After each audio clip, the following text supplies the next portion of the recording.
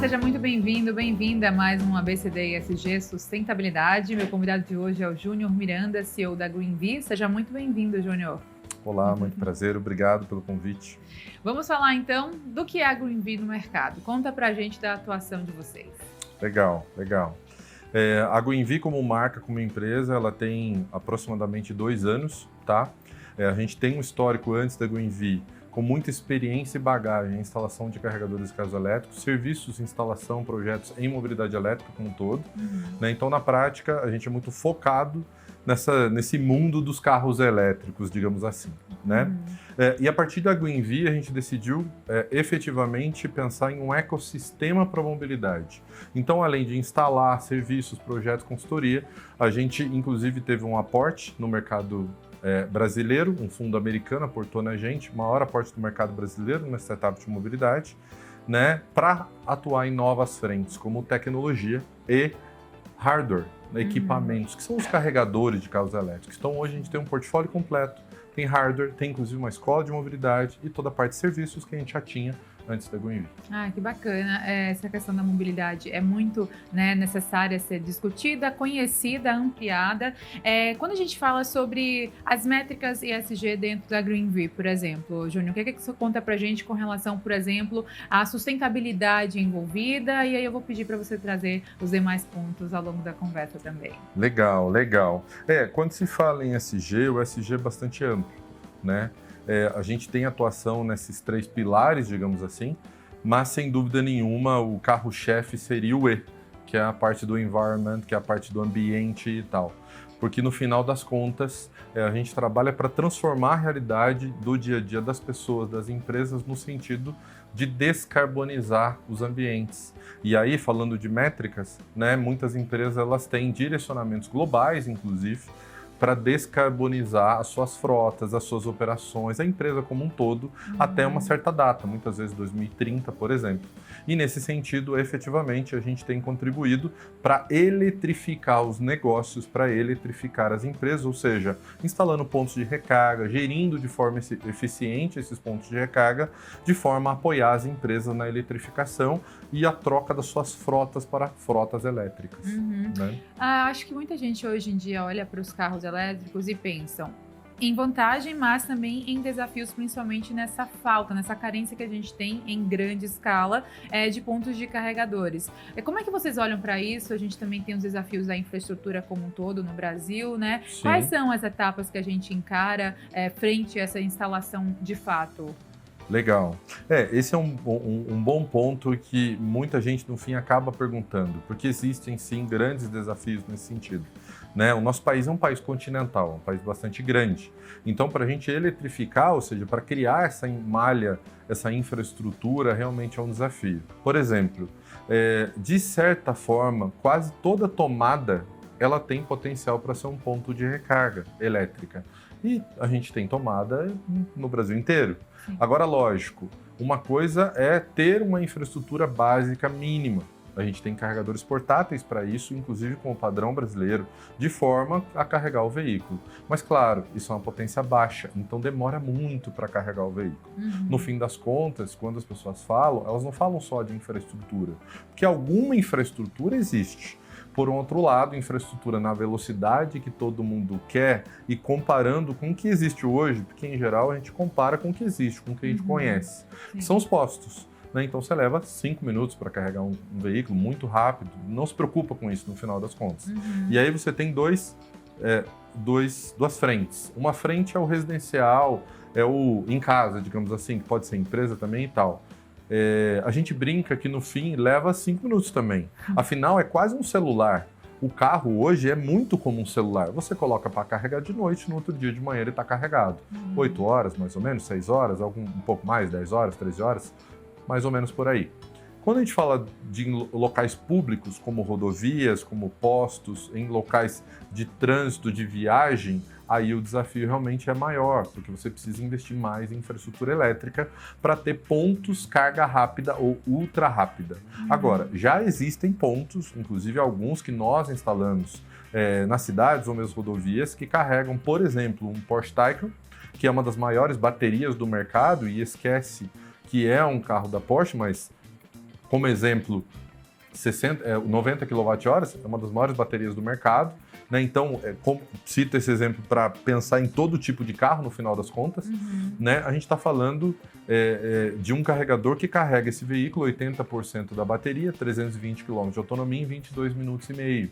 Então, assim, existem alternativas. Só que, lógico, necessita investimento, necessita cooperação, necessita que o mercado esteja realmente aberto para fazer esses investimentos e colher esses resultados, apoiando essa eletrificação e a transição energética. Tá, Júnior, e esse nivelamento da carga rápida ser cada vez mais uma realidade para diversos pontos de recarga, do que depende? É de uma conversa com o governo? É de mais aporte nesse sentido? É realmente o sentimento de mudança de matriz energética de uma forma mais efetiva?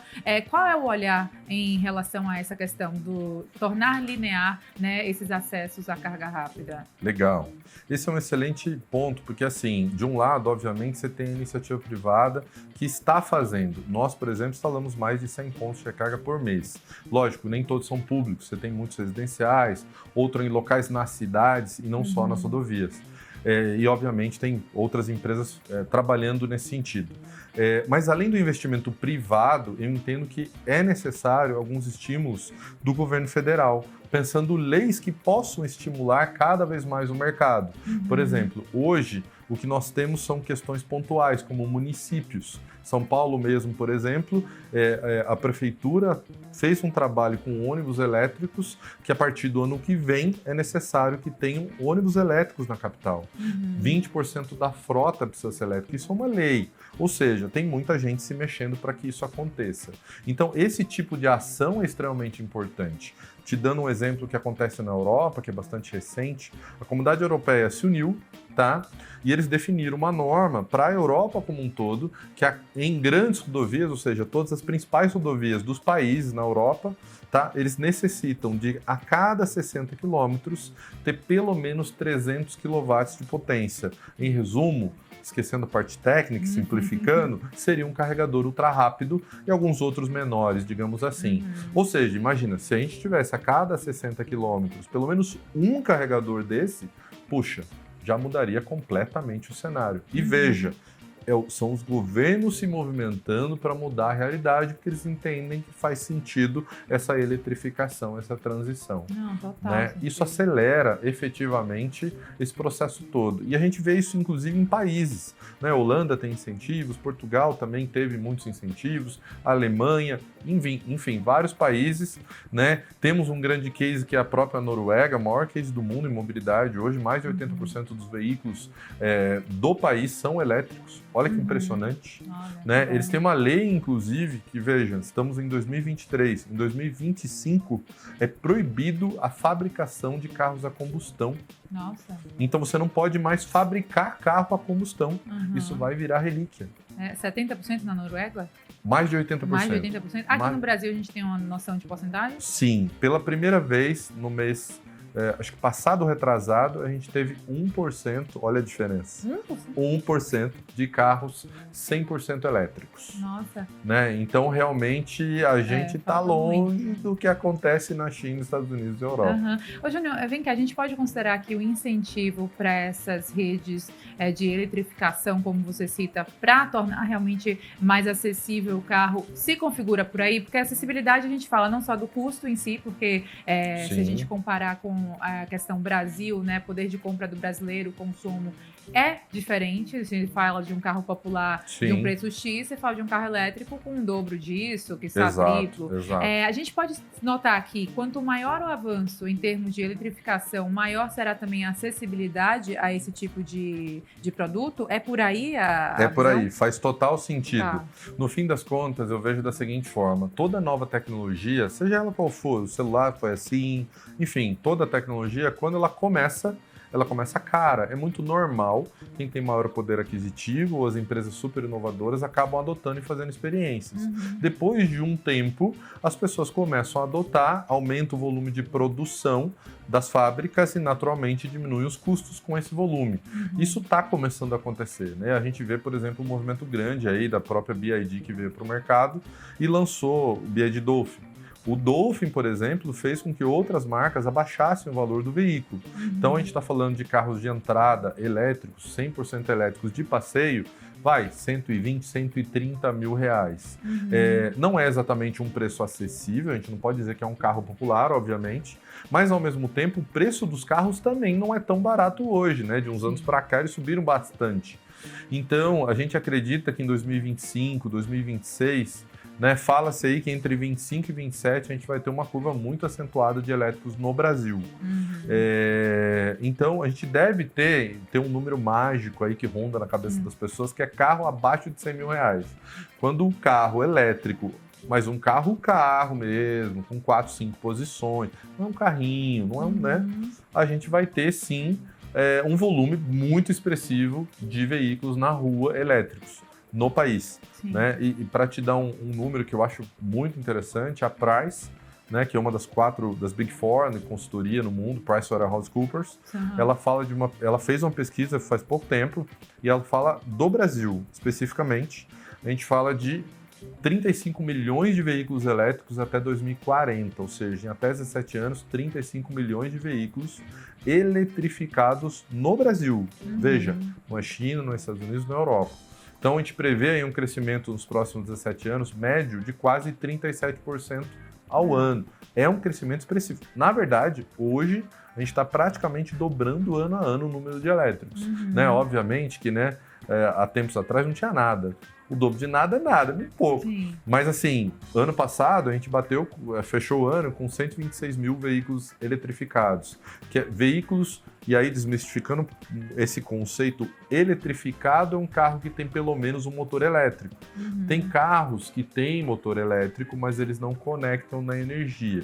Então eles dependem 100% de um posto de combustível. Mas você tem os carros plug-ins e os carros puros elétricos. Esses sim, efetivamente usam o plug para poder carregar. Né? Então, a gente vai ter um aumento muito expressivo. Ano passado, 126 mil, previsão para 2040, 35 milhões. É um bom crescimento. Sim, né? a Greenvee presente também aí para viabilizar essa questão da eletricidade. Estamos trabalhando intensamente para isso, sem dúvida nenhuma, sem dúvida nenhuma. Olha, Júnior, a gente vai agora para um rápido intervalo, inclusive te convido a continuar por aqui. Na volta falamos tudo isso muito mais sobre mobilidade elétrica aqui no Brasil com o Júnior Miranda. É já já.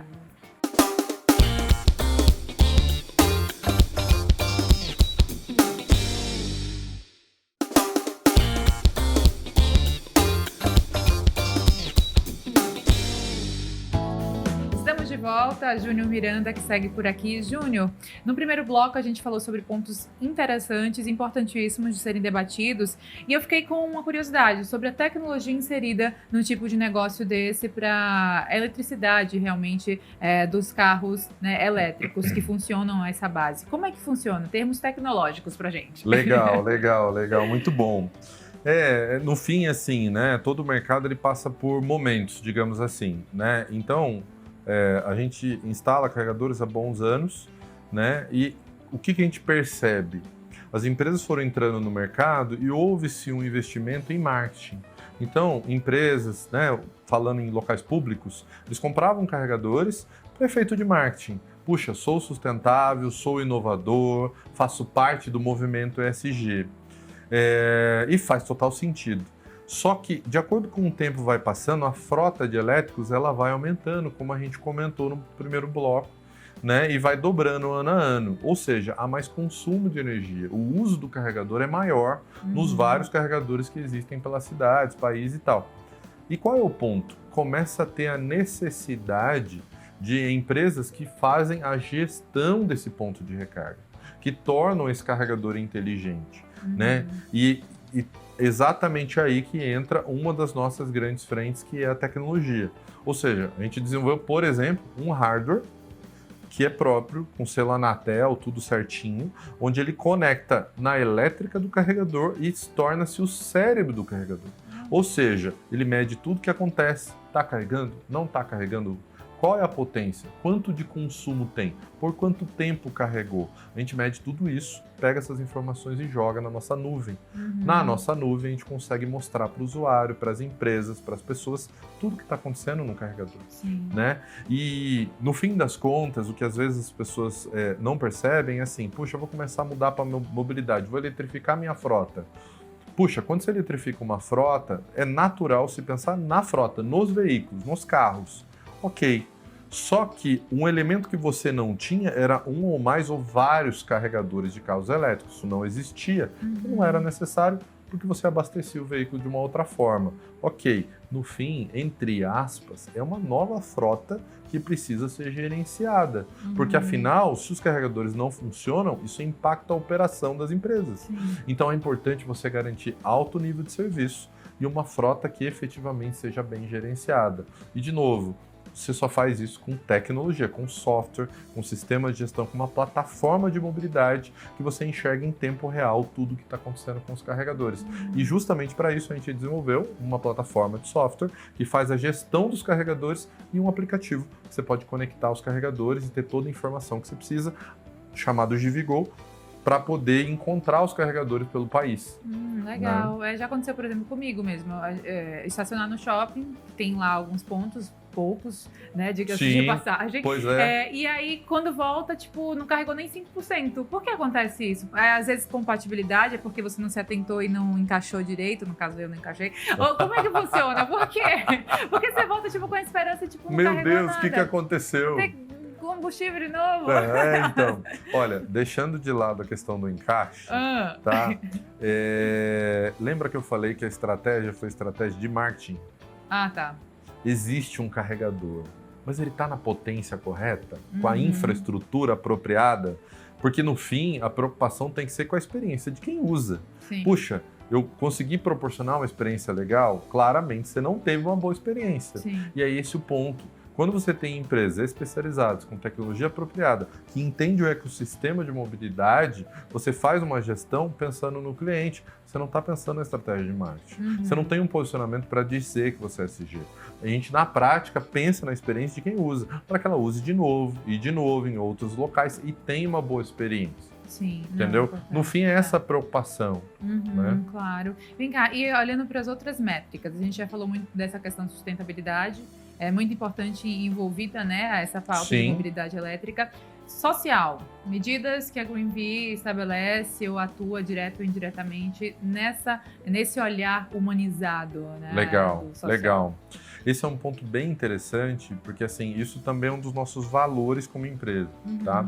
E para não dizer que é só uma plaquinha, né, bonita na parede ou coisa do tipo, o que a gente tem feito? A gente criou dentro da empresa uma academy, que é uma escola do carro elétrico, digamos assim. Então, todos os temas ligados à sustentabilidade, a gente tem um conjunto de professores especialistas que está há anos no mercado, que ensina sobre mobilidade. Então, sobre o carregador, sobre o software, sobre a bateria, que todo mundo tem um monte de dúvida e tal, sobre os veículos, sobre a transição energética.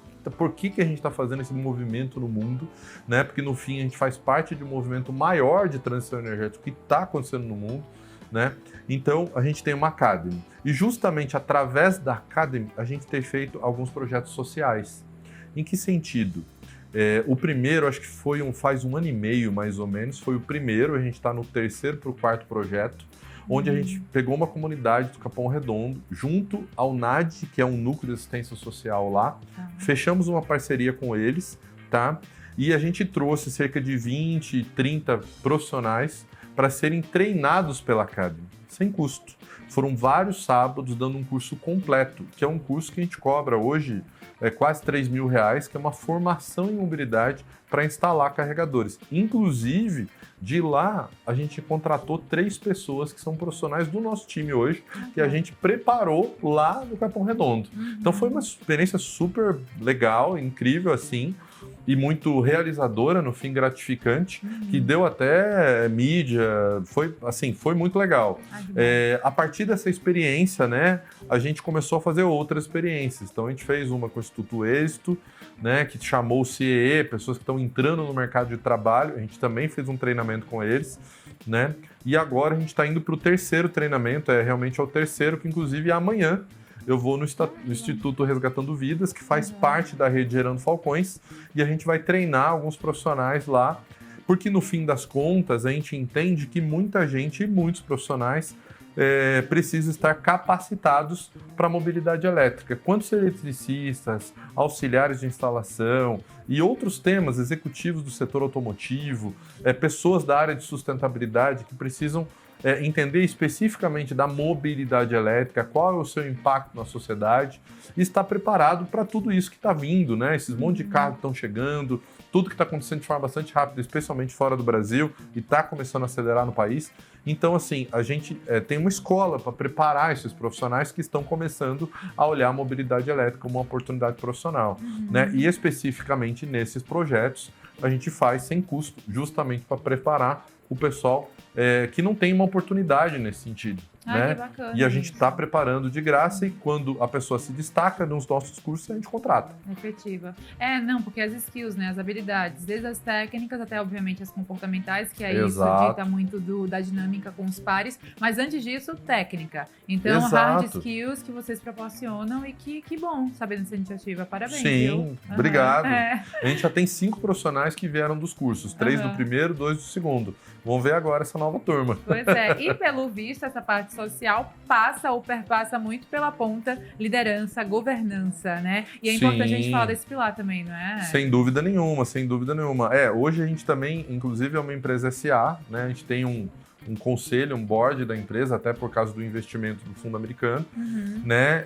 E a gente tem toda uma preocupação com relação à governança, então tem uma série de processos internos na empresa para garantir que a gente está seguro em relação a uma série de coisas, né? E nesse sentido a gente acaba transferindo um pouco disso que a gente vive também para o externo, que é o caso dessa ação social. Então acaba que a gente é um pilar nesse sentido para a governança, e a gente está alinhado nesse sentido, né, atuar socialmente também. Então a gente acaba aqui linkando bastante coisa, né? É o SG com o social, com a governança, tudo meio linkado lá dentro da empresa. Legal, Júnior. Júnior, quando uma empresa, uma fabricante de carros, precisa dessa demanda atendida, né? A gente está aqui na produção, tem peculiaridades, tipo, cada marca, cada concessionária, cada empresa que formula esse tipo de modelo tem seus detalhes ali que são cada um próprio e tal. Como é que vocês fazem também para atender? Existe uma personalização desse tipo de atendimento para a criação do ponto de recarga ou não? É algo que tem que ser universal, a entrada, a saída, enfim, como é que fica? Olha, é uma longa história. Imagina. Porque, por exemplo, a gente vê um carro da Volks, um carro da Fiat, um carro da Exato. Como é que fica, né? Então, você sabe que enfim, eu participo de uma associação, que é a Abravi. Inclusive, sou um dos diretores no Brasil da Abravi, que é uma associação dos donos de veículos elétricos, né? E esses dias o nosso presidente, o Rogério, estava inclusive em Brasília discutindo um padrão de recarga para o país. É uma pauta que surgiu no governo em Brasília para ter um plug padrão. Ponto. É isso. Por quê? Porque o que acontece? As empresas vêm para o Brasil e muitas vezes elas mantêm o seu padrão local. Sim. E tem alguns padrões no mundo. Para carga lenta, tem um padrão na Europa e outro padrão nos Estados Unidos e Japão e ainda um outro na China. Para carga rápida, tem um padrão nos Estados Unidos, que também é usado no Japão, outro na China e outro na Europa. Então, a gente tem um pouco de tudo aqui no país, no final das contas. Mas tem um padrão que está prevalecendo, que é o europeu, tanto para carga lenta quanto para carga rápida. Então, é o plug tipo 2, na carga lenta ou semi-rápida, né? Para o pessoal entender. Normalmente é um uso residencial ou um uso corporativo nas cidades, estacionamentos, shoppings, comércios e tal. E tem o carga rápida, que é muito usado nas rodovias em especial, onde você precisa realmente de muita energia em pouco tempo, né? Então, assim, tem um padrão, está caminhando para um padrão, digamos assim, né? E aí você tem, puxa, um veículo europeu, ele vai vir com o mesmo padrão, Tá. né? Ah, é um veículo americano? Depende. Teve veículo americano que começou de uma forma, quando chegou no país, percebeu outro padrão e falou, vou começar a fabricar para o país com outro padrão. Nissan Leaf, japonês, tinha um padrão. Quando chegou no Brasil, continuou com esse padrão e faz acho que 1 ou 2 anos mudaram e agora já é o padrão que mais se usa no país, digamos assim. Então, tá caminhando para um padrão, digamos assim, entendeu? E no fim a gente tá, e aí voltando à sua pergunta, primeiro dei um cenário, né, digamos assim. No fim das contas, a nossa proposta, como eu acabei comentando em algum momento, é pensar na experiência do cliente. Porque no fim das contas, para o cliente mesmo, né, e eu brinco com o pessoal, né? Eu brinco que eu sou engenheiro, posso falar. Tá. Gente, tem poucos técnicos no mundo, né? Não é todo mundo que quer saber todos os padrões. No fim das contas, as pessoas querem usar, precisa funcionar, não ter preocupação, ser fácil de usar, seja o aplicativo, seja o carregador. No fim tem que funcionar. E aí a gente não está falando de uma marca, a gente não está falando de um carregador, a gente está falando de um plug. A pessoa precisa usar, chegar e usar, ponto. Acabou, é isso. Né? E é essa preocupação que nós temos hoje no mercado. Então, quando chega um projeto para a gente procura entender qual é o objetivo agora e próximos passos da empresa ou do cliente e tal, e proporcionar uma experiência que funcione na maior velocidade possível, caso seja isso que o cliente queira, que funcione para ele. Simples assim, independente do padrão. Ah, você vai precisar de um plug japonês, chinês. Tá tudo bem, a gente resolve, não tem problema.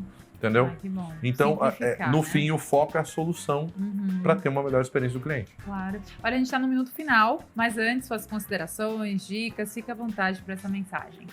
Puxa, queria agradecer aqui o convite de vocês, né? Vai ser um prazer e qualquer tema ligado a ESG e mobilidade elétrica e tecnologia para a mobilidade, eletrificação de empresas, a gente está à disposição, eletrificar o dia a dia das pessoas, inclusive a educação, como eu falei da Academy, contem com a Green Vision. Olha, muito obrigada, Júnior, foi ótimo tê-lo por aqui, ótimo papo, bom trabalho sempre, até a próxima. Obrigado. Obrigada. E para você também que nos acompanha, muito obrigada sempre por sua companhia, audiência. Lembro que o programa também fica disponível no YouTube do canal Empreender. Até o próximo.